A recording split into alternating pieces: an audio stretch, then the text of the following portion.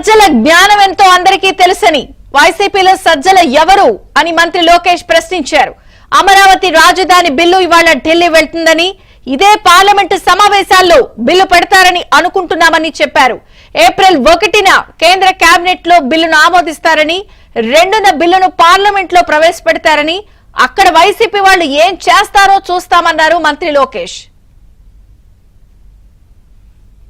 ఇక మంత్రి Nara Lokesh chit chat లో భాగంగా కొన్ని కీలకమైన వ్యాఖ్యలు చేశారు. పూర్తి వివరాలు ఏపీ బ్యూరో చీఫ్ రామారావు అడిగి తెలుసుకుందాం. రామారావు,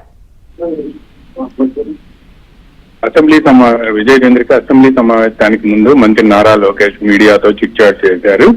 రాజధాని మార్చాలనే ఆలోచన ప్రపంచంలో జగన్ కి తప్ప ఎవరికి రాదు అని చెప్పి వ్యాఖ్యానించారు. అదేవిధంగా దీనితో పాటు వైసీపీలో అసలు సభ్యులు ఎవరు, ఆయన హోదా ఏంటి, ఆయనకున్న జ్ఞానం ఏ పాటితో అందరికీ తెలుస్తుంది, కౌన్సిల్లో ఈ తీర్మానం చేయాలి అని చెప్పి ఆయన చెప్పటం పట్ల ఆయన అజ్ఞానం ఏంటనేది కూడా తెలిసిపోతుంది. తీర్మానాన్ని అసెంబ్లీలో మాత్రమే చేస్తారని, చట్టం గాని బిల్లు గాని అయితే ఇది 2 సభల్లో చేస్తారనే విషయం కూడా ఆయనకి తెలియకపోతే మనం చేయగలిగింది ఏమీ లేదు అని చెప్పి కూడా లోకేష్ వ్యాఖ్యానించారు.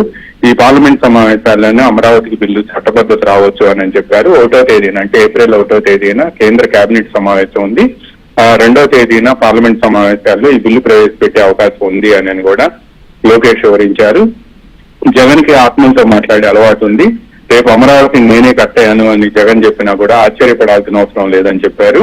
అదేవిధంగా జగన్ తాను పాదయాత్ర